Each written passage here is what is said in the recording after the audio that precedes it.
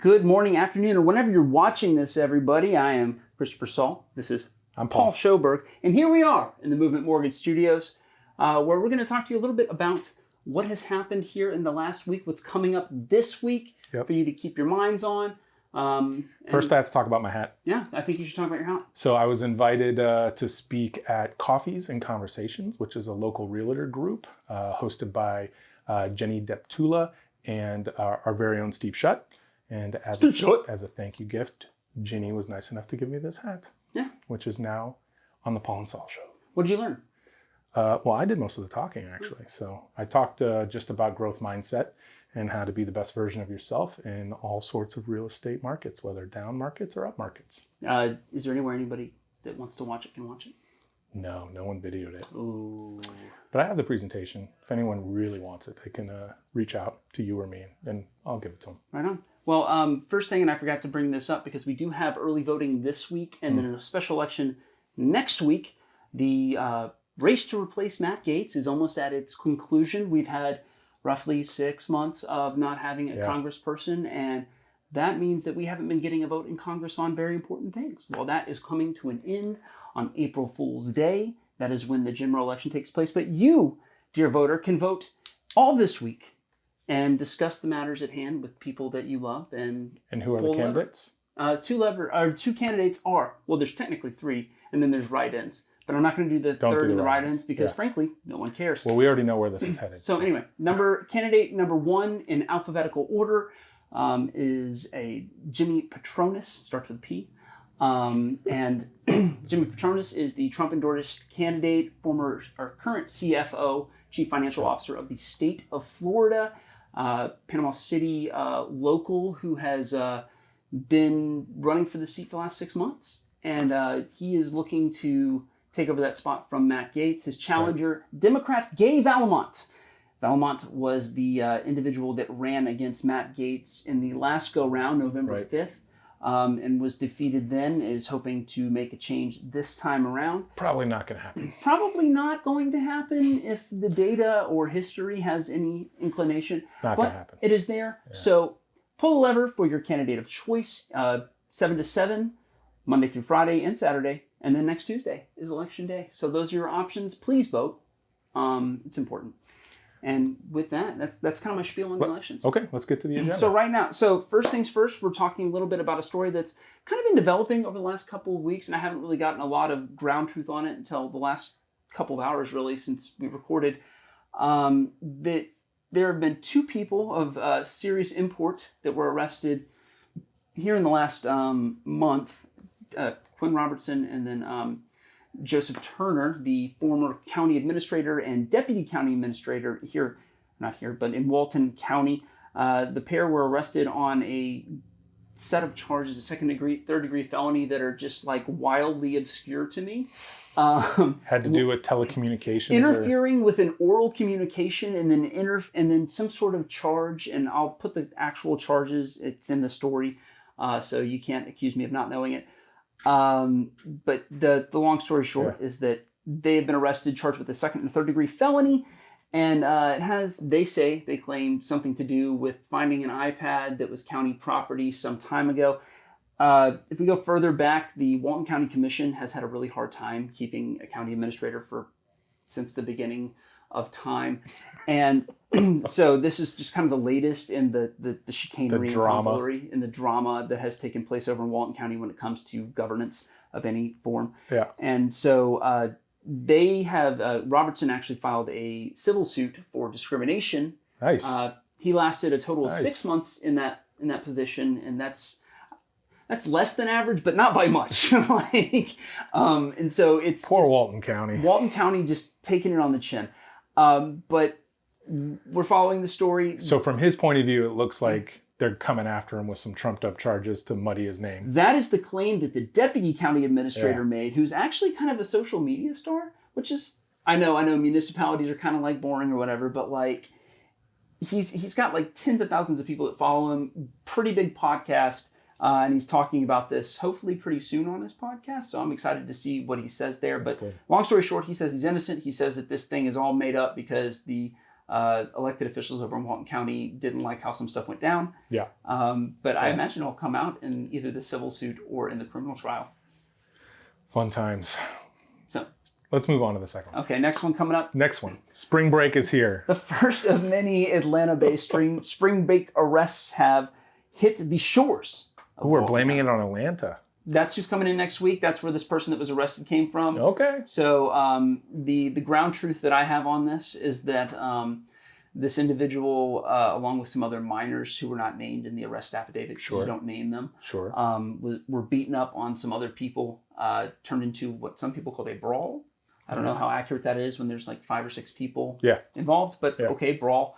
That kind of lends credence, or not credence, but lends people's eyes to the fact that what's coming up next is Atlanta spring break. Atlanta, traditionally one of the bigger cities that send people we're down not for that spring yeah break. we're not that far away. We're not that far away. We're 6 hours away.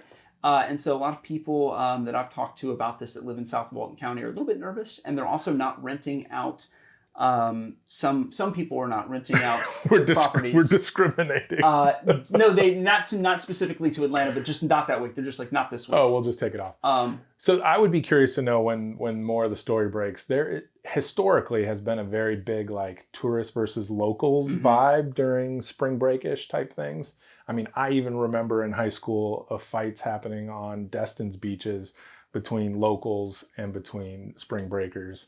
And so I'd just be curious if it's normal drunken chicanery between spring breakers from other places, or if the locals took offense to something. We need to restrain these youths. All right, we need more youth restrainment. It'll be interesting. It's March Madness. March Madness! And already SMU is out of the NIT, which nobody cared and about. my Gators are in the Sweet 16. The Gators have barely survived once again. We're doing well. They're not the Seminoles. It's been a already very mad March, and it hasn't even begun for the Lady Raiders of Northwest Florida State College in the NJCAA tournament, which begins on Wednesday, March 25th. And the Lady Raiders got a bye through the first round, so they'll be playing somebody on Friday. And will we host them?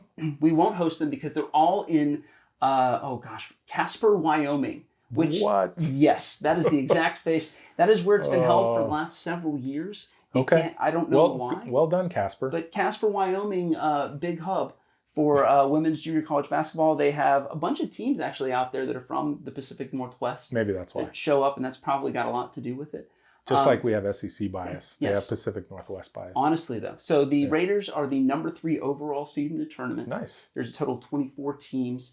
Chipola College, who handed what I would consider a pretty devastating defeat at home for the Raiders. It was like a 20-point loss. Ouch. will be the number 1 overall seed. Expect to see them in the final. McLennan College, which is out of, I believe, Kansas, and defeated Northwest Florida State College. Wow. Last year for the NJCAA championship is the 11th seed, so they could see them in the 3rd round. But we're in the mix. We're in the mix, guys. 3 seed is good. We're in the lot of returning vets that are the core of this team. Micaiah Chase, Nevaeh Scott, Deborah Davenport are all there again and looking for victory. And they're a good squad. And I have it on good authority that Chipola just got the best of them because it was an off night. Oh, okay.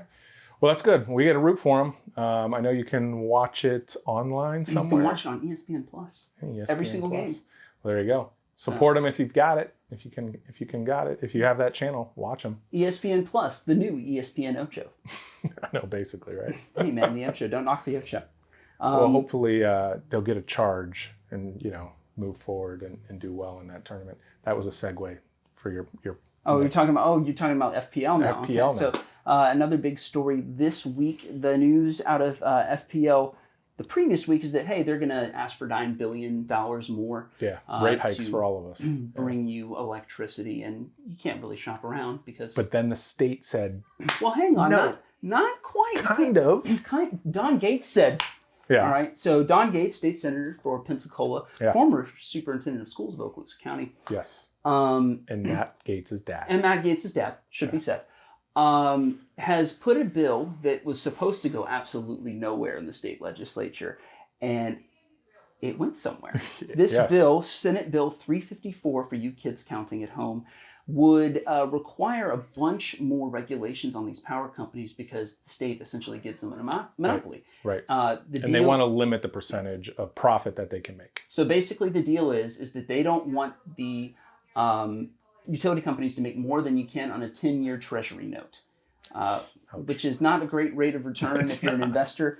The idea being that anything above that 10-year rate of return, they would have to open their books to the government for and give good reason why the government should allow the rate hike to provide the investment. So, for example, they can make 4% on the T-note number, right? Yeah. And then on top of that, if they want to build a bunch of solar farms for $100 billion, they have to say, this is what it's going to cost and this is what we're going to get back. And then the Public Service Commission, who's in charge of all that, then has to say, okay, do it or no. I mean, I don't hate it. I hate it from like a capitalistic point of view because you want a company to be able to make good profit. I mean, that's what America is built upon. But they do have a monopoly. They have a government granted monopoly. Right. So it's not just that they beat everybody out. So I feel like because of that, it's not a true capitalistic approach. It's like sort of quasi-government. It's almost Okaloosa gas-ish. It's exactly because... So I think there's got to be a set percentage. I think the 10-year Treasury percentage right now stinks, and that's not a great rate of return. And I don't know how you reinvest in your infrastructure at that rate, but that's where that additional monies would come in. So they would give them that as profit, and then everything after that they would have to ask for. Got it. But here's the kicker. So this thing was supposed to go nowhere, right? The first committee it was voted out of voted 5-2 to get it out of there. The two people that voted against it have hundreds, thousands, strong ties to the dollars energy and donations from power companies. Yeah. Now, I'm not saying that's why they did that because I don't read minds. I'm just saying that the only two people that got money directly from Florida Power and Light or NextEra Energy, their parent company. Yeah, but what you're saying is because the 5 voted yes, it's like surprising a little bit. Nobody thought it was going to get through. Nobody that I spoke to. So now where does it go? So now it goes to the next committee. There's 3 committees it has to go in front of. Got it. From there, it goes to a floor vote. And if it goes and the governor signs it, it becomes law. All right. So stay tuned. We'll be watching this one because I frankly can't believe it got through the first committee hearing. Yeah. And I am excited to see what happens next. That ship is sailing. Oh, stop it. Stop it, Paul. And segue to the next one. The story that Paul is most excited about. I've been waiting till the end. Is the SS United States and the saga therein. The Odyssean-like saga it has taken from It's sitting in Mobile. So right now, this old ship is sitting in Mobile. And it's ginormous. And we're going to sink it off Destin. And that's awesome. Because it's going to make money. Sorry if you don't like it. It's going to make a lot of money. And you're going to get to go and maybe I get to go? Yes. Maybe? So that we're working on you. But the guarantee is that I am going to be able to get on, thanks to Okaloosa County. Nick Tomachek, I see you, homie.